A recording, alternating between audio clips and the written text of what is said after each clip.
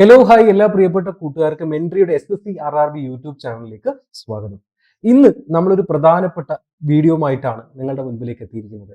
IBACIO intelligence ബ്യൂറോയിൽ ACI assistant commandant എന്ന് പറയുന്ന ഒരു പോസ്റ്റിലേക്കുള്ള നോട്ടിഫിക്കേഷൻ വന്നിരിക്കുകയാണ്.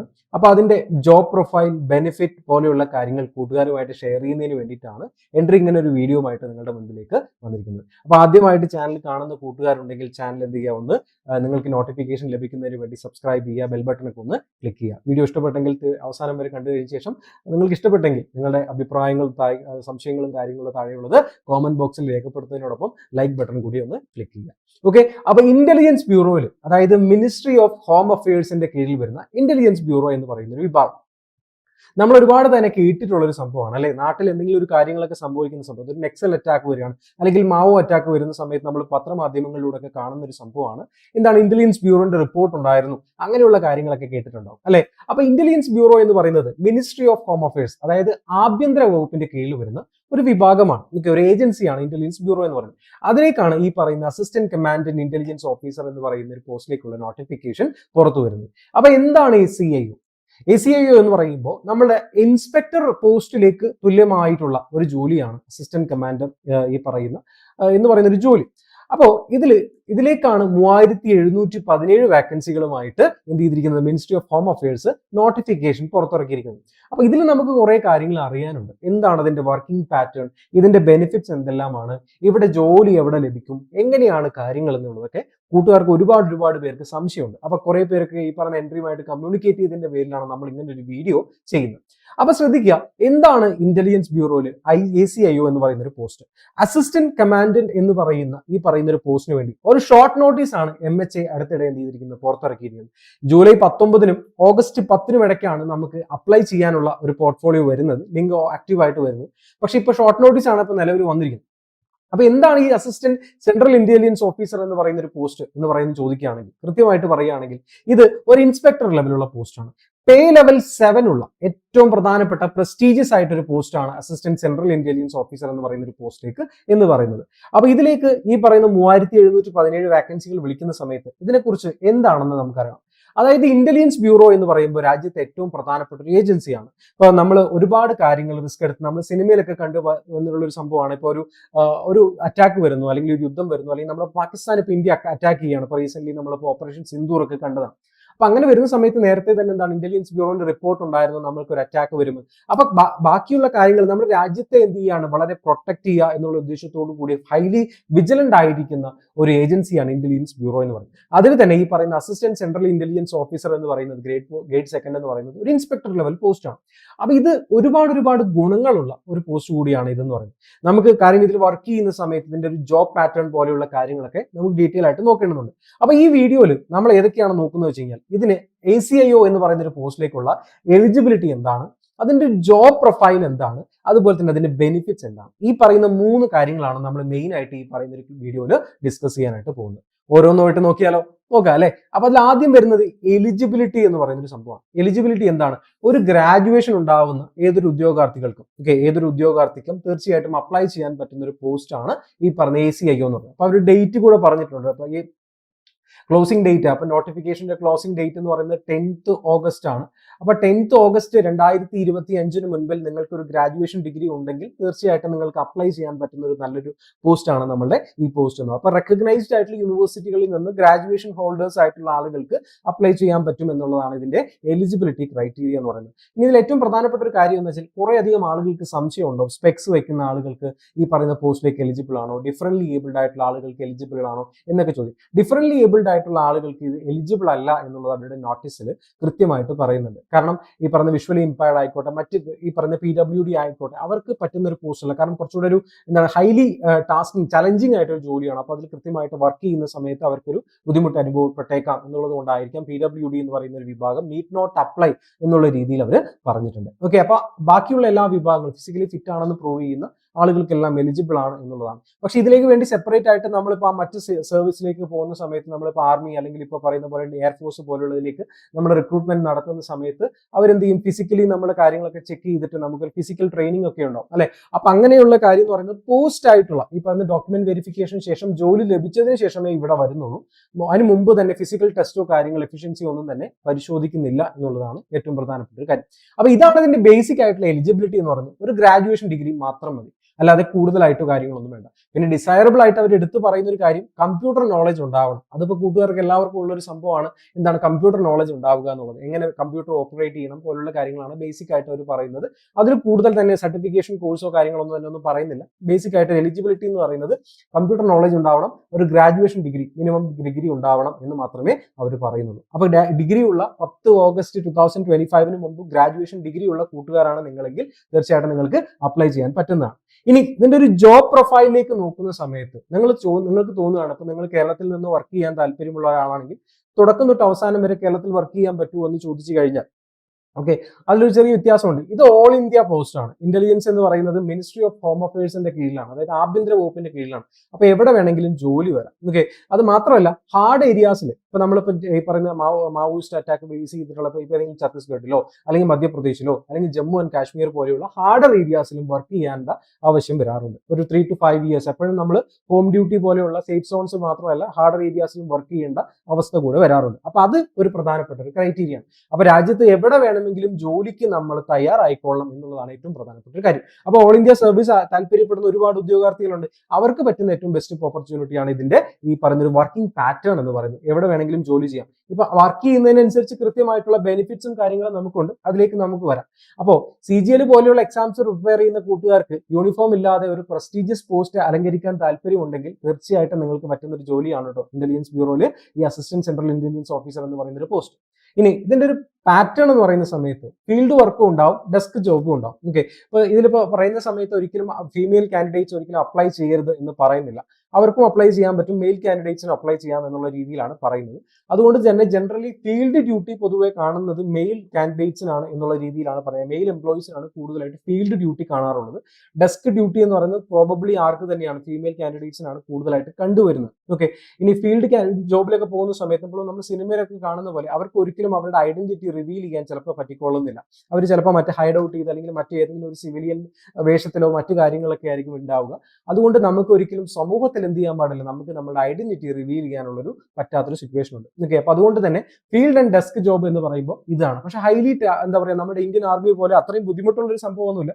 ജനറലി ഇപ്പൊ പറയുന്ന കാര്യങ്ങളൊക്കെ അന്വേഷിച്ച് കാര്യങ്ങൾ ആ ഒരു രീതിയിലാണ്. ഒരു ഇൻസ്പെക്ടർ ലെവലുള്ള പോസ്റ്റ് ആണെന്ന് മാത്രമേ ഉള്ളൂ. അല്ലാതെ നമ്മളിപ്പോൾ രാവിലെ എണീറ്റ് ഗണ്ണും എടുത്ത് പോകണം അങ്ങനെയുള്ള സംഭവമൊന്നുമില്ല. ഫീൽഡ് ഡ്യൂട്ടി ഉണ്ടാവും, ഡെസ്ക് ഡ്യൂട്ടി ഉണ്ടാവും.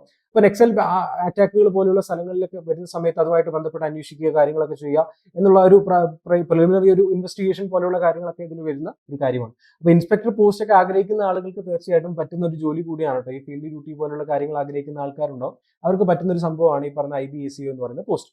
ഇനി ഇതിന്റെ ഒരു ട്രെയിനിങ് ഉണ്ടാവും. സാധാരണ എല്ലാവർക്കും ജോലി ഈ പറയുന്ന നമ്മൾ Tier 1, Tier 2, Tier 3 എന്ന് പറയുന്ന 3 സ്റ്റേജ് എക്സാം ആണ് നമുക്കുള്ളത്. ആദ്യം കമ്പ്യൂട്ടർ ബേസ്ഡ് ആയിട്ടുള്ള ഒരു Tier 1 ഉണ്ടാവും. Tier 1 കംപ്ലീറ്റ് ചെയ്ത് കഴിഞ്ഞാൽ പിന്നെ Tier 2 ഉണ്ടാവും, ഡിസ്ക്രിപ്റ്റീവ് പേപ്പർ. അത് കഴിഞ്ഞാൽ പിന്നെ ഇന്റർവ്യൂ എന്ന് പറയുന്നത് Tier 3 ആണ്. അപ്പൊ അത് 3ഉം കഴിഞ്ഞു കഴിഞ്ഞാൽ പിന്നെ ഡോക്യുമെന്റ് വെരിഫിക്കേഷൻ കഴിഞ്ഞ് ജോലിക്ക് കയറി കഴിഞ്ഞാൽ ഒരു 10 ആഴ്ചയോളം ട്രെയിനിങ് ഉണ്ടാവും. എന്താണ് ചെയ്യേണ്ടത്, ഏതാണ് കാര്യങ്ങൾ എന്നുള്ള രീതിയിൽ ഒരു ജോബ് പ്രൊഫൈൽ കൃത്യമായിട്ട് ട്രെയിനിങ് അവർക്ക് ഉണ്ടാവും. അത് മാത്രമല്ല അവർക്ക് കൃത്യമായിട്ടുള്ള ഫിസിക്കലും അവിടെ ഉണ്ടാവും. ഓക്കെ, അപ്പൊ ആ ഒരു ഫിസിക്കൽ ട്രെയിനിങ്ങും കാര്യങ്ങളും ഒക്കെ കൃത്യമായിട്ട് അവിടെ ജോബ് പ്രൊഫൈലിന്റെ ഭാഗമായിട്ട് ഉണ്ടാവുന്നതാണ്. ഓക്കെ, അപ്പൊ അല്ലാതെ കൃത്യമായിട്ട് നമ്മൾ പോകുന്ന സമയത്ത് ഓഫീസ് ജോലി ആണെങ്കിൽ പോലും ഒരു ട്രെയിനിങ് അവിടെ മിനിമം അവൈലബിൾ ആക്കി. കാരണം ഇത്രയും പ്രസ്റ്റീജിയസ് ആയിട്ടൊരു പോസ്റ്റ് അല്ലേ, അപ്പൊ അതിനെക്കുറിച്ച് എന്താണ് ധാരണ എന്നുള്ള രീതിയിൽ നമ്മൾ ട്രെയിൻ ചെയ്യണമല്ലോ. അപ്പൊ ആ ഒരു കാര്യം അവിടെ പറയാറുണ്ട്. ഓക്കെ, ഇനി അടുത്ത് പറഞ്ഞൊരു കാര്യം ഇതിന്റെ ഒരു വർക്കിംഗ് ടൈമാണ്. ഒരുപാട് ഉദ്യോഗാർത്ഥികൾക്കുള്ള ഒരു സംശയമാണ്. ഇതിൽ ജനറലി ഒരു ടൈം എന്ന് പറയുന്നത് 9 to 5 ആണ് ഇതിന്റെ ഒരു ജോബ് പാറ്റേൺ എന്ന് പറയുന്നത്. പക്ഷേ ഇതൊരിക്കലും എല്ലാ സമയത്തും അപ്ലിക്കബിൾ ആണോ എന്ന് ചോദിച്ചു കഴിഞ്ഞാൽ അല്ല.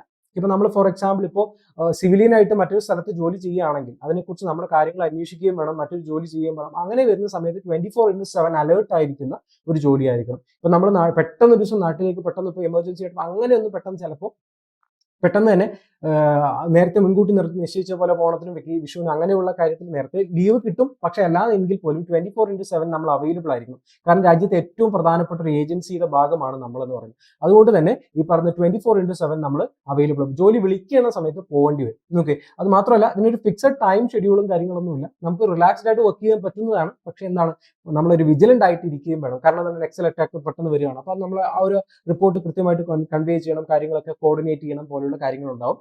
അപ്പോൾ വലിയ ജോലിയാണെങ്കിൽ പോലും നമ്മൾ എന്താണ് ഈ പറയുന്ന വർക്കിംഗ് പാറ്റേൺ എന്ന് പറയുന്നത് ജനറലി ഇങ്ങനെയാണ് എന്നുള്ളതാണ് മനസ്സിലാക്കാനായിട്ട് സാധിക്കുന്നത്.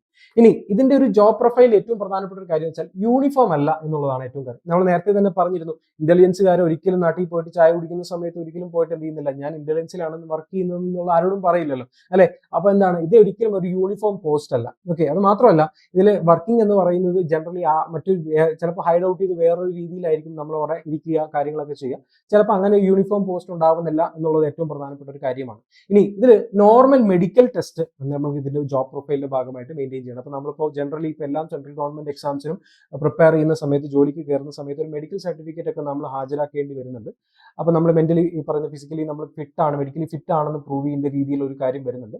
അപ്പോൾ ആ ഒരു നോർമൽ മെഡിക്കൽ ടെസ്റ്റ് അവിടെ വരുന്നുണ്ട്. ഇനി ഏറ്റവും പ്രധാനപ്പെട്ട ഒരു കാര്യം, ജോബ് പ്രൊഫൈൽ ഏറ്റവും എടുത്തു പറയാനുള്ള കാര്യം, സ്പെക്സ് വെക്കുന്ന ആളുകൾക്ക്, അതായത് നമ്മൾ ഈ പറയുന്ന സാധനം ഉപയോഗിക്കുന്ന ആളുകൾക്ക് ഏറ്റവും വലിയൊരു കൺഫ്യൂഷനാണ്. ഇത്രയും ആർമി പോലെയുള്ള ഒരു മേഖലയെ പോലെയുള്ള തോന്നുന്നുണ്ട്, അതുകൊണ്ട് തന്നെ സ്പെക്സ് ഇടുന്ന ആളുകൾക്ക് വെക്കാൻ പറ്റുമോ, ജോലി അപ്ലൈ ചെയ്യാൻ പറ്റുമോ എന്നുള്ളത്. സ്പെക്സ് ഇവിടെ അവലൗഡ് ആണ്. സ്പെക്സ് വെച്ചുകൊണ്ട് തന്നെ നമുക്കൊരു 6/6 കിട്ടിയാൽ മതി. ഓക്കെ, സ്പെക്സ് വെച്ചുകൊണ്ട് തന്നെ നമുക്കൊരു 6/6 കിട്ടിയാൽ തന്നെ നമ്മൾ ഇതിന് അപ്ലിക്കബിൾ ആണ് എന്നുള്ളതാണ് പറയുന്നത്. ഓക്കെ, അപ്പോൾ ജനറലി ഇവർ പുറത്താക്കാനുള്ള സാധ്യതയില്ല. പക്ഷെ എന്താണ്, ജനറലി സ്പെക്സ് വെക്കുന്ന ആളുകൾക്കും അകത്ത് കയറാൻ പറ്റുന്നുണ്ട്. അതുകൊണ്ട് അപ്ലൈ ചെയ്യാതിരിക്കേണ്ട കൂട്ടുകാർ എന്നുള്ളതാണ് പറയുന്നത്. അപ്പോൾ ഇതൊക്കെയാണ് അതിൻ്റെ ഒരു ബേസിക് ആയിട്ട് വരുന്ന ഒരു ജോബ് പ്രൊഫൈൽ എന്ന് പറയുന്നത്. ഇനി ഇതിന്റെ ഒരു ഡെപ്യൂട്ടേഷൻ റേഞ്ചിലേക്ക് നമ്മൾ നോക്കുകയാണെങ്കിൽ, ഓക്കെ, ഇപ്പം നമ്മൾ ജനറലി ബാക്കിയുള്ളവരൊക്കെ IB-യിലേക്കാണ് ഡെപ്യൂട്ടേഷൻ വരാറുള്ളത്. പക്ഷേ ഇവിടെ നിന്ന് അങ്ങോട്ടും ഡെപ്യൂട്ടേഷനിൽ പോകാറുണ്ട്. ഇപ്പോൾ ബ്യൂറോ ഓഫ് ഇമിഗ്രേഷൻ എന്ന് പറയുന്ന ഒരു സെൻട്രൽ ഗവൺമെന്റിന്റെ കീഴിൽ വരുന്ന ഒരു വിഭാഗമുണ്ട്, ഒരു ഡിപ്പാർട്ട്മെന്റ് ഉണ്ട്. അതിലേക്ക് ഡെപ്യൂട്ടേഷൻ IB-യിൽ നിന്ന് പോകാറുണ്ട്. പിന്നെ അതേപോലെ തന്നെ രാജ്യത്തിന്റെ ഏറ്റവും പ്രധാനപ്പെട്ട ഒരു സെക്യൂരിറ്റി ഏജൻസിയാണ് നാഷണൽ സെക്യൂരിറ്റി ഗാർഡ് എന്ന് പറയുന്നത്, NSG. ആ NSGയിലേക്ക് നമ്മൾ ഇവിടുന്ന് IB-യിൽ നിന്ന് റിപ്പോർട്ട് ഈ പറയുന്ന ഇതിലേക്ക് പോകാറുണ്ട്. അതുപോലെ തന്നെ SPG, പ്രധാനമന്ത്രി ഉൾപ്പെടുന്ന പ്രധാനപ്പെട്ട അവരുടെ പ്രൊട്ടക്ഷൻ ഗ്രൂപ്പാണ് നമ്മുടെ സ്പെഷ്യൽ പ്രൊട്ടക്ഷൻ ഗ്രൂപ്പ് എന്ന് പറയുന്നത്, SPG ക്യാറ്റ്സ് എന്നൊക്കെ നമ്മൾ പറയാറില്ലേ. ആ SPG ഗ്രൂപ്പിലേക്ക് നമ്മൾ ഡെപ്യൂട്ടേഷൻ പോകാറുണ്ട്. അതുപോലെ തന്നെ രാജ്യത്തെ ഏറ്റവും പ്രധാനപ്പെട്ട ഒരു ഏജൻസിയാണ് റിസർച്ച് ആൻഡ് അനാലിസിസ് വിങ് എന്ന് പറയുന്ന RO എന്ന് പറയുന്നത്. ആ ROയിലേക്കും ഡെപ്യൂട്ടേഷന് പോകാറുണ്ട്. അപ്പോൾ ജനറലി ഡെപ്യൂട്ടേഷൻ എന്ന് പറയുമ്പോൾ BOയിലേക്കും NSGയിലേക്കും SPGയിലേക്കും ROയിലേക്കും ഒക്കെ ഡെപ്യൂട്ടേഷൻ പോകാറുണ്ട്. അവിടെ നിന്ന് ഇങ്ങോട്ടും വരാറുണ്ട് എന്നുള്ളതാണ് ഇവിടുത്തെ ഒരു പ്രധാനപ്പെട്ട ഒരു കാര്യം. ഇനി ഇതിന്റെ ഒരു പ്രൊമോഷൻ സ്ട്രാറ്റജി നമ്മൾ നോക്കുന്ന സമയത്ത്, ഓക്കെ, ACIO ഗ്രേഡ് 2 ആയിട്ട് നമ്മൾ കയറുന്ന സമയത്ത് അതിൽ നിന്ന് ഒരു 5 വർഷം കഴിഞ്ഞു കഴിഞ്ഞാൽ, നമ്മൾ ആ 5 വർഷം ടേം കംപ്ലീറ്റ് ചെയ്ത് കഴിഞ്ഞാൽ, അതിന് മുമ്പേ തന്നെ ചിലപ്പോൾ എന്ത് ചെയ്യും, നമ്മുടെ ഒരു വർക്കിന്റെ എഫിഷ്യൻസി അനുസരിച്ച് നല്ല രീതിയിൽ പെർഫോം ചെയ്ത് കഴിഞ്ഞാൽ വേണമെങ്കിലും ആവാം. അല്ലാന്നുണ്ടെങ്കിൽ 5 വർഷം കഴിഞ്ഞ് കഴിഞ്ഞാൽ നമ്മൾ ഗ്രേഡ് 1ലേക്ക് എന്ത് ചെയ്യും, പ്രൊമോട്ടഡ് ആവും. ഓക്കെ, ഗ്രേഡ് 1ലേക്ക് നമ്മൾ പ്രൊമോട്ടഡ് ആവും. അത് കഴിഞ്ഞൊരു 10 വർഷത്തിനുള്ളിൽ എന്ത് ചെയ്യും, നമ്മൾ DCIO എന്ന് പറയുന്ന ഒരു പോസ്റ്റിലേക്ക്, ഓക്കെ, DCIO എന്ന് പറയുമ്പോൾ അസിസ്റ്റന്റ് സെൻട്രൽ ഇന്റലിജൻസ് ഓഫീസർ അല്ലേ, അപ്പൊ നമ്മൾ DCIO എന്ന് പറയുന്ന ഒരു പോസ്റ്റിലേക്ക് നമ്മൾ ഉയർത്തപ്പെട്ടെ. ഓക്കെ, അതിനുശേഷം എന്താണ്, ഒരു 10-15 വർഷം കൂടി കംപ്ലീറ്റ് ചെയ്ത് കഴിഞ്ഞാൽ നമ്മൾ അസിസ്റ്റന്റ് ഡയറക്ടർ എന്ന് പറയുന്ന ഒരു പോസ്റ്റിലേക്ക് ഉയർത്തപ്പെടും. ഓക്കെ, അസിസ്റ്റന്റ് ഡയറക്ടർ എന്ന് പറയുന്ന സ്ഥലത്തേക്ക് നമ്മൾ പ്രൊമോട്ടഡ് ആവും. ഏറ്റവും അവസാനമായിട്ട് ഇതിന്റെ ഒരു ഹൈറാർക്കിയിൽ ഏറ്റവും മുകളിൽ നിൽക്കുന്ന ഒരു പോസ്റ്റ് എന്ന് പറയുന്നത് ജോയിന്റ് ഡെപ്യൂട്ടി ഡയറക്ടറാണ്. ജോയിന്റ് ഡെപ്യൂട്ടി ഡയറക്ടർ എന്ന് പറയുമ്പോൾ നമ്മളിപ്പോൾ UPSC ഒക്കെ എഴുതിയിട്ട് IPS എന്ന് പറയുന്ന ഒരു പോസ്റ്റ് ഉണ്ട്, ഇന്ത്യൻ പോലീസ് സർവീസ് അല്ലെ, അതിൽ കയറുന്ന ഒരു അതേ പോസ്റ്റാണ്, പ്രീമിയം പോസ്റ്റാണ് ഇതിന്റെ ഏറ്റവും പ്രീമിയം പ്രൊമോഷൻ ആയിട്ട് വരുന്നത്. ഓക്കെ, അപ്പൊ അസിസ്റ്റന്റ് ഗ്രേഡ് 2-ൽ നിന്ന് ഗ്രേഡ് 1ലേക്ക്, ഗ്രേഡ് 1-ൽ നിന്ന് DCIO-ലേക്ക്, അതിനുശേഷം അസിസ്റ്റന്റ് ഡയറക്ടറിലേക്ക്, അതിനുശേഷം JDD, ജോയിന്റ് ഡെപ്യൂട്ടി ഡയറക്ടർ എന്ന് പറയുന്ന ഒരു പോസ്റ്റ് വരെ നമുക്ക് ഉയരാനായിട്ട് സാധിക്കും. അതിനനുസരിച്ചുള്ള ബെനിഫിറ്റുകളും എവിടെയുണ്ട്, നമുക്ക് നമ്മുടെ സാലറിയിലും കാര്യങ്ങൾക്കും ഉണ്ടാവും. ഓക്കെ, അപ്പൊ അത്രയും പ്രധാനപ്പെട്ട, നമ്മളിപ്പോൾ മറ്റ് ക്യാൻറ്റീൻ ഫെസിലിറ്റി പോലുള്ള ഫെസിലിറ്റീസും ഇതിനോടൊപ്പം തന്നെ ഉണ്ട് കേട്ടോ. നമ്മളിപ്പോൾ UPSC-യിലൊക്കെ നമ്മളിപ്പോൾ സർവീസിലൊക്കെ കയറുന്ന സമയത്ത് ഫോഴ്സിൽ ഉള്ള ആളുകൾക്കൊക്കെ ഈ പറഞ്ഞ ക്യാൻറ്റീൻ ഫെസിലിറ്റി പോലെ ഉണ്ടല്ലോ, അതേപോലുള്ള ഫെസിലിറ്റീസും ഇവിടെയും പ്രൊമോഷന്റെ ഭാഗമായിട്ടൊക്കെ കയറി വരാൻ സാധ്യതയുണ്ട്. ഓക്കെ, അപ്പൊ അത്രയും പ്രസ്റ്റീജിയസ് ആയിട്ടൊരു പോസ്റ്റാണ് ACIO ഗ്രേഡ് 1 ഗ്രേഡ് 2 എന്നുള്ളത് നോട്ട് ചെയ്ത് വെക്കാം. ഇനി ഇതിന്റെ ബെനിഫിറ്റ്സിലേക്ക് വരുന്ന സമയത്ത് ഏറ്റവും അട്രാക്റ്റീവ് ആയിട്ട് വരുന്നത് ഇവിടുത്തെ സാലറി സ്കെയിലാണ്. എന്താണ് ഏറ്റവും പ്രധാനപ്പെട്ടതെന്ന് ചോദിക്കുകയാണെങ്കിൽ, ഇവിടുത്തെ ശമ്പളം എന്ന് പറയുന്നത്, ബേസിക് പേ എന്ന് പറയുന്നത് ലെവൽ 7 എന്ന് പറയുന്ന ഒരു പോസ്റ്റാണ്. ലെവൽ 7 എന്ന് പറയുമ്പോൾ 44,900 ഇതിന്റെ ഒരു ബേസിക് പേ വരുന്നത്. ബേസിക് പേ മാത്രമാണ് അത് പറയുന്നത്. പക്ഷെ അതിനോടൊപ്പം തന്നെ SSA എന്ന് പറയുന്ന ഒരു അലവൻസ് ഉണ്ട്. എന്താണെന്ന് നമുക്ക് പറയാം. അപ്പൊ അതുകൂടി വരുന്ന സമയത്ത് നമുക്ക് നെറ്റ് എമൗണ്ട് കയ്യിൽ കിട്ടാനുള്ള സാധ്യത എന്ന് പറയുന്നത് അറൌണ്ട് 90,000 ആണ്. 90,000 രൂപ, 1,00,000-ൽ നിന്ന് 10,000 രൂപ കുറവ്. അപ്പോഴും എന്താണ്, ഏകദേശം 1,00,000 രൂപന്റെ അടുത്ത് സാലറി എവിടെ വരുന്നുണ്ട്, നമുക്ക് കയ്യിൽ വരുന്നുണ്ട്. ഓക്കെ, അത് മാത്രമല്ല ഇൻക്രിമെന്റ് ലഭിക്കും. ഓരോ വർഷം കഴിയുന്നതിനനുസരിച്ച് 3,000 മുതൽ 5,000 വരെ എന്ത് ചെയ്യും, റിവിഷനും കൂടി അങ്ങനെ വരുന്ന സമയത്ത് ഇൻക്രിമെന്റും കയറി വരാറുണ്ട്. അപ്പൊ ഏകദേശം 90,000 രൂപന്റെ അടുത്ത് സാലറി നമുക്ക് വരുന്നു എന്നുള്ളത് ഒന്നാമത്തെ പ്രധാനപ്പെട്ട ഒരു കാര്യം. മറ്റ് അലവൻസസും ഇതിനൊപ്പം തന്നെ ഉണ്ട് എന്നുള്ളത് മറ്റൊരു പ്രധാനപ്പെട്ട കാര്യം. ഓക്കെ, ഇനി ഇതിലേക്ക് വരുന്ന സമയത്ത് പേ ലെവൽ 7 ആണെന്ന് നമ്മൾ പറഞ്ഞു. 44,900 മുതൽ 1,42,000 രൂപയാണ് ഇതിന്റെ പേ ലെവൽ എന്ന് പറയുന്നത്. ഇതിനോടൊപ്പം തന്നെ DA ഉണ്ട്, ഹൗസ് റെന്റ് അലവൻസ് പോലുള്ള കാര്യങ്ങൾ. ഇപ്പൊ നമ്മൾ എവിടെയാണ് ജോലി ചെയ്യുന്നതെങ്കിൽ അവിടെ നിന്ന് നമുക്ക് താമസിക്കാനുള്ള സൗകര്യങ്ങൾ, ഒന്ന് അടുത്താണ് താമസിക്കുന്നതെങ്കിൽ നമുക്ക് ക്വാർട്ടേഴ്സും കാര്യങ്ങളൊക്കെ നമ്മൾ അവർ പ്രൊവൈഡ് ചെയ്യും. ഇനിയിപ്പോൾ അതല്ല ഹാർഡർ ഏരിയാസിലൊക്കെയാണ് വർക്ക് ചെയ്യുന്നതെങ്കിൽ അവിടെ നമ്മൾ താമസിക്കുന്നതിനനുസരിച്ചുള്ള അലവൻസും കാര്യങ്ങളും തരും. പെൻഷൻ സ്കീംസ് ഉണ്ട്, മെഡിക്കൽ ബെനിഫിറ്റ്സ് പോലെയുള്ള എല്ലാ സ്കീംസും ഈ പറഞ്ഞ അലവൻസസും നമുക്കിതിന് ഇതാണ്. നമ്മൾ നേരത്തെ പറഞ്ഞ പോലെ ക്യാൻറ്റീൻ ഫെസിലിറ്റി പോലെയുള്ള ജോലികളും ഈ പറയുന്ന കാര്യത്തിനും ഈ ഒരു പോലെയുള്ള ജോലിക്കും എന്ത് ചെയ്യുന്നുണ്ട്, അപ്ലിക്കബിൾ ആണ് എന്നുള്ളതാണ് ഏറ്റവും പ്രധാനപ്പെട്ട മറ്റൊരു കാര്യം. ഇനി നമ്മൾ നേരത്തെ പറഞ്ഞൊരു സംഭവം SSA എന്താണെന്ന്, അതായത് സ്പെഷ്യൽ സെക്യൂരിറ്റി അലവൻസ് ആണ്. അതായത് ഗവൺമെന്റ് അലവൻസിന് പുറമെ 20% SSA കൂടി വരാറുണ്ട്, സ്പെഷ്യൽ സെക്യൂരിറ്റി അലവൻസ്. അതായത് ഇപ്പൊ നമ്മൾ മറ്റു സ്ഥലങ്ങളിലൊക്കെ പോയിട്ട് ഹാർഡർ ഏരിയാസിലൊക്കെ വർക്ക് ചെയ്യുന്ന സമയത്ത് മറ്റ് അലവൻസസ് കൂടി വരാൻ സാധിക്കും. നോർമലി നമ്മൾ ഇപ്പോൾ ഇവിടെ നിൽക്കുന്നത് പോലെ ആയിരിക്കില്ല നമ്മൾ ഗൾഫിൽ പോയിട്ട് ജോലി ചെയ്യുന്നത്, അല്ലെ? അവിടെ പോകുന്ന സമയത്ത് കുറച്ചുകൂടെ നമ്മൾ വീടും നാടും ഒക്കെ വിട്ടുപോയിട്ട് നിൽക്കുകയാണ്. അപ്പൊ അതിനനുസരിച്ചുള്ള ബെനിഫിറ്റുകൾ നമ്മൾ സാലറിക്ക് ഉണ്ടാവുന്നതുകൊണ്ടാണല്ലോ അങ്ങോട്ട് പോകുന്നത്. അതേപോലെ തന്നെയാണ് അപ്പൊ ഹാർഡർ ഏരിയാസിൽ പോലുള്ള സ്ഥലങ്ങളിൽ വർക്ക് ചെയ്യുന്ന സമയത്ത്, അതുപോലെ തന്നെ എക്സ്ട്രാ ഓവർ ടൈം വർക്ക് ചെയ്യുന്ന സമയത്ത്, അങ്ങനെയുള്ള കാര്യങ്ങളൊക്കെ വരുന്ന സമയത്ത് അതിനനുസരിച്ചുള്ള ആനുകൂല്യങ്ങൾ നമ്മുടെ ശമ്പളത്തിനൊപ്പം കയറി വരുന്നുണ്ട്. ഓക്കെ, അപ്പൊ അതുപോലെ തന്നെയാണ് SSA എന്ന് പറയുന്നത്, സ്പെഷ്യൽ സെക്യൂരിറ്റി അലവൻസ് 20%-നൊപ്പം നമ്മുടെ ബേസിക് പേക്കൊപ്പം അഡീഷണൽ ആയിട്ട് കയറി വരുന്നുണ്ട്. ഇനി അത് മാത്രമല്ല, നമ്മളിപ്പോ ഹോളിഡേയ്സിലൊക്കെ വർക്ക് ചെയ്യാൻ വിചാരിക്കും. അപ്പൊ ഈ ഒരു പാറ്റേൺ അങ്ങനെയാണ് ജനറലി വർക്ക് ചെയ്യാൻ സാധ്യതയുണ്ട്. 24/7 അപ്ലിക്കബിൾ ആവുന്ന സമയത്ത് നമ്മൾ എത്രയൊക്കെ മണിക്കൂർ വർക്ക് ചെയ്യുന്നുണ്ടോ അതനുസരിച്ചുള്ള ഓവർ ടൈമും കാര്യങ്ങളൊക്കെ വരുന്നുണ്ട്. അപ്പൊ ഏകദേശം 12 മാസമാണ് നമുക്ക് ഒരു വർഷം ഉള്ളതെങ്കിൽ 13 മാസത്തെ ശമ്പളം ഏകദേശം നമ്മുടെ കയ്യിലുകളിലേക്ക് വരുന്നുണ്ട്. കാരണം മറ്റ് അലവൻസും കാര്യങ്ങളെല്ലാം കൂടി വരുന്ന സമയത്ത് ഒരു 13 മന്ത്സിന്റെ സാലറി നമ്മുടെ കയ്യിലേക്ക് വരാനുള്ള സാധ്യത കൂടുതലാണ്. ഓക്കെ, അപ്പൊ ഒരു സൈസബിൾ ആയിട്ടുള്ള സാലറിയാണ് ഏറ്റവും പ്രധാനപ്പെട്ട ഒരു ബെനിഫിറ്റ് എന്ന് പറയുന്നത്. ഓക്കെ, അത് മാത്രമല്ല നമുക്ക് ഈ ക്വാർട്ടേഴ്സ് പോലുള്ള ഫെസിലിറ്റീസ് ഒരുപാട് കാര്യങ്ങളുണ്ട്. പിന്നെ അതുപോലെ തന്നെ ഇപ്പൊ നമ്മൾ ഡിഗ്രി ലെവൽ എക്സാം പ്രിപ്പയർ ചെയ്യുന്ന ആളുകൾക്ക്, ഇപ്പൊ നമ്മളിപ്പോൾ CGL പോലുള്ള എക്സാംസ് പ്രിപ്പയർ ചെയ്യുന്ന ആളുകൾക്ക് തീർച്ചയായിട്ടും ഈ ഒരു പോസ്റ്റിലേക്ക് അപ്ലൈ ചെയ്ത് കിട്ടിക്കഴിഞ്ഞാൽ അതിനേക്കാളും കുറച്ചുകൂടി നല്ല സാലറിയും കാര്യങ്ങളൊക്കെ നല്ല അപ്ലിക്കബിൾ ആണ്. എന്താണ്, ഒരു ഡെസ്ക്ടോപ്പ് അല്ലെങ്കിൽ ഫീൽഡ് ജോബ് ആണെന്ന് മാത്രമേ ഉള്ളൂ. ഇപ്പൊ പ്രത്യേകമായിട്ട് ഇപ്പൊ ഫോഴ്സിലൊക്കെ വർക്ക് ചെയ്യാൻ താല്പര്യമുള്ള ഒരുപാട് ഉദ്യോഗാർത്ഥികളുണ്ട്. അവർക്കൊക്കെ പറ്റിയ ബെസ്റ്റ് ഓപ്പർച്യൂണിറ്റിയാണ് ABICO എന്ന് പറയുന്ന പോസ്റ്റ് എന്ന് പറയുന്നത്. ഓക്കെ, അപ്പൊ നേരത്തെ പറഞ്ഞ പോലെ ഗവൺമെന്റ് ക്വാർട്ടേഴ്സ് ഒക്കെ നമുക്ക് ലഭിക്കും. അതിന് പുറമെ നമ്മളിപ്പോൾ ഹാർഡ് ഏരിയാസിലൊക്കെ വർക്ക് ചെയ്യുകയാണെങ്കിൽ അവിടെ ക്വാർട്ടേഴ്സ് ഇല്ലാന്നുണ്ടെങ്കിൽ നമ്മൾ വർക്ക് ചെയ്യുന്നതിനനുസരിച്ച് നമ്മുടെ ആ ഒരു ബെനിഫിറ്റ്സും നമ്മുടെ സാലറിയുടെ കൂടെ കയറി വരുന്നതാണ്. അപ്പൊ ഒട്ടനേകം ബെനിഫിറ്റ്സ് നമ്മുടെ ഈ ഒരു ജോലിയുടെ ഭാഗമായിട്ട് നമുക്ക് വരുന്നുണ്ട്. അപ്പൊ അത്രയും ഇന്റൻസീവ് ആയിട്ടൊരു കോഴ്സാണ് നമ്മൾ ഈ പറഞ്ഞ എക്സാം ആണ് ഈ പറഞ്ഞ ABICOയ്ക്ക് വേണ്ടി നടക്കാൻ പോകുന്നത് എന്നുള്ളത് കൂട്ടുകാർക്ക് ഏകദേശം മനസ്സിലാക്കണം. ഇനി ഇന്റലിജൻസ് ബ്യൂറോ ACIO എന്ന് പറയുന്ന ഈ ഒരു പോസ്റ്റിന് വേണ്ടി എൻട്രിയുടെ ഒരു കോഴ്സ് ഡീറ്റെയിൽസ് ആണ് ഞാൻ നിങ്ങളുടെ മുമ്പാകെ പറയുന്നത്. ഇത്രയും കാര്യങ്ങൾ പറഞ്ഞു കേട്ട് നിങ്ങൾക്ക് ഈ പറയുന്ന ഒരു കോഴ്സ് ഈ എക്സാമിന് പ്രിപ്പയർ ചെയ്യണമെന്നും ഇതിനെക്കുറിച്ച് പഠിക്കണമെന്ന് താല്പര്യമുള്ള ഉദ്യോഗാർത്ഥികൾക്ക് വേണ്ടി നമ്മളൊരു കോഴ്സ് നമ്മുടെ ഡീറ്റെയിൽസ് മുന്നോട്ട് വെക്കുകയാണ്. എന്താണെന്ന് വെച്ച് കഴിഞ്ഞാൽ Tier 1, Tier 2, Tier 3 ഈ മൂന്നിനും വേണ്ടിയിട്ടുള്ള ഒരു ഇന്റൻസീവ് ആയിട്ടുള്ള സ്പെഷ്യൽ ടാസ്കോട് കൂടി കൃത്യമായിട്ടുള്ള ഒരു സ്റ്റഡി പ്ലാനോട് കൂടിയിട്ടുള്ള ഒരു കോഴ്സാണ് എൻട്രി പുഷ് ചെയ്യുന്നത്. ഓക്കെ, അപ്പൊ എൻട്രി നടത്തുന്ന ഈ ഒരു കോഴ്സിന്റെ ഡീറ്റെയിൽസ് പറയുകയാണെങ്കിൽ പേഴ്സണലൈസ്ഡ് ആയിട്ടുള്ള മെന്റർഷിപ്പ് നമുക്ക് അവൈലബിൾ ആയിരിക്കും. എക്സ്ക്ലൂസീവ്ലി നമ്മൾ Tier 1 വേറെ Tier 2 Tier 1 എന്ന് പറയുമ്പോൾ കമ്പ്യൂട്ടർ ബേസ്ഡ് എക്സാം ആണ്. Tier 1 എന്ന് പറയുന്നത് നമ്മളിപ്പോൾ മറ്റ് 5 സബ്ജക്ട്സ് ഉണ്ട്. അപ്പൊ അതിൽ 100 മാർക്കിന് 20 വെച്ചുള്ള ഒരു പാറ്റേൺ ആണ്. അപ്പൊ അങ്ങനെ വരുന്ന സമയത്ത് 1 മണിക്കൂർ നമ്മൾ ആ ഒരു പാറ്റേൺ ആണ്. അതിനുശേഷം വരുന്ന സെക്കൻഡ് സ്റ്റേജ് വരുന്നത് നമ്മൾ ഡിസ്ക്രിപ്റ്റീവ് എക്സാം ആണ്. ആ ഡിസ്ക്രിപ്റ്റീവ് എക്സാം എന്ന് പറയുമ്പോൾ ഒരു essay റൈറ്റിംഗ് ഉണ്ടാവും, ഒരു പ്രസി റൈറ്റിംഗ് ഉണ്ടാവും. അപ്പൊ അതിനുവേണ്ടി സ്പെഷ്യൽ ആയിട്ടുള്ള കോച്ചിങ്. ഓക്കെ, പിന്നെ അതുപോലെ തന്നെ Tier 3 എന്ന് പറയുന്നത് ഇന്റർവ്യൂ ആണ്. ഓക്കെ, അപ്പൊ ഇന്റർവ്യൂവിന് വേണ്ടിയിട്ടുള്ള കോച്ചിങ്. അപ്പൊ എക്സ്ക്ലൂസീവ്ലി എല്ലാത്തിനും വേണ്ടിയിട്ടുള്ള ഒരു കോണ്ടന്റ് ബേസ് ചെയ്തിട്ടുള്ള ഒരു കോഴ്സ് ആയിരിക്കും നമ്മുടെ ABICO എന്ന് പറയുന്ന ഒരു കോഴ്സിന്റെ ഭാഗമായിട്ട് എൻട്രി ലോഞ്ച് ചെയ്യുന്നത്. ഓക്കെ, ഇനി അതിനൊപ്പം തന്നെ നമുക്ക് ലൈവ് ക്ലാസ്സുകളും റെക്കോർഡഡ് ക്ലാസ്സുകളും ലഭ്യമാണ്. മെന്റർഷിപ്പ് സപ്പോർട്ടുകൾ ലഭ്യമാണ്. കൃത്യമായിട്ടുള്ള ഡീറ്റെയിൽഡ് ആയിട്ടുള്ള ഈ പറയുന്ന എക്സ്ക്ലൂസീവ് ആയിട്ടുള്ള ഈ പറയുന്ന സ്റ്റഡി മെറ്റീരിയൽസ്, കറണ്ട് അഫയേഴ്സ് ഉൾപ്പെടെയുള്ള സ്റ്റഡി മെറ്റീരിയൽസ് എല്ലാം തന്നെ കൂട്ടുകാർക്ക് കോഴ്സിന്റെ ഭാഗമായിട്ട് സ്വന്തമാക്കാനായിട്ട് പറ്റും.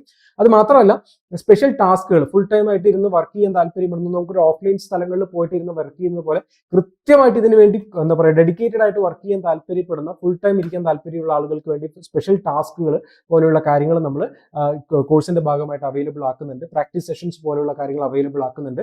ഡിസ്ക്രിപ്റ്റീവ് റൈറ്റിംഗ് ആണെങ്കിലും ഇന്റർവ്യൂ ട്രെയിനിങ് ആണെങ്കിലും മോക്ക് എക്സാംസ് ആണെങ്കിലും ഡീറ്റെയിൽഡ് ആയിട്ട് എല്ലാ കാര്യങ്ങളും ഉൾക്കൊണ്ടുകൊണ്ടായിരിക്കും ABACO എന്ന് പറയുന്ന ഒരു കോഴ്സ് എൻട്രി ലോഞ്ച് ചെയ്യുന്നത്. ഓക്കെ, അപ്പൊ ഈ കോഴ്സിനെ കുറിച്ച് കൂടുതൽ ഡീറ്റെയിൽസ് അറിയാൻ താല്പര്യമുള്ള ആളുകളാണ് നിങ്ങളെങ്കിൽ ഈ കാണുന്ന നമ്പറിൽ കോൺടാക്ട് ചെയ്യാവുന്നതാണ്.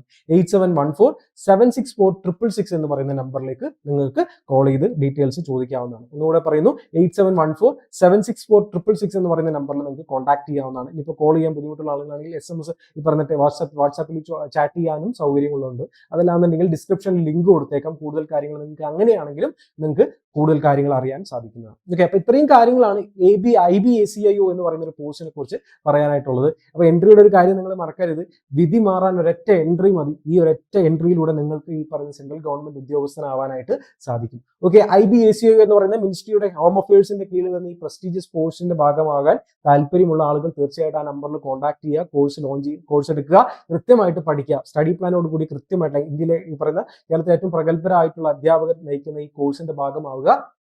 ഇന്ന് തന്നെ പഠിച്ചു തുടങ്ങിയതിന് ശേഷം തീർച്ചയായിട്ടും നിങ്ങൾക്ക് ഈ പറയുന്ന ഒരു മിനിസ്ട്രി ഓഫ് ഹോം അഫയേഴ്സിന് ഒരു പ്രസ്റ്റീജിയസ് പോസ്റ്റ് നിങ്ങൾ നേടിയെടുക്കുക. അപ്പോൾ എല്ലാവിധ സപ്പോർട്ടും എൻട്രിയുടെ ഭാഗമായിട്ടുണ്ട്. കൂടുതൽ എന്തെങ്കിലും സംശയങ്ങളോ കാര്യങ്ങളോ ഉണ്ടെങ്കിൽ ആ നമ്പറിലോ അല്ലെങ്കിൽ താഴെ കാണുന്ന കോമന്റ് ബോക്സിലോ നിങ്ങൾക്ക് രേഖപ്പെടുത്താവുന്നതാണ്.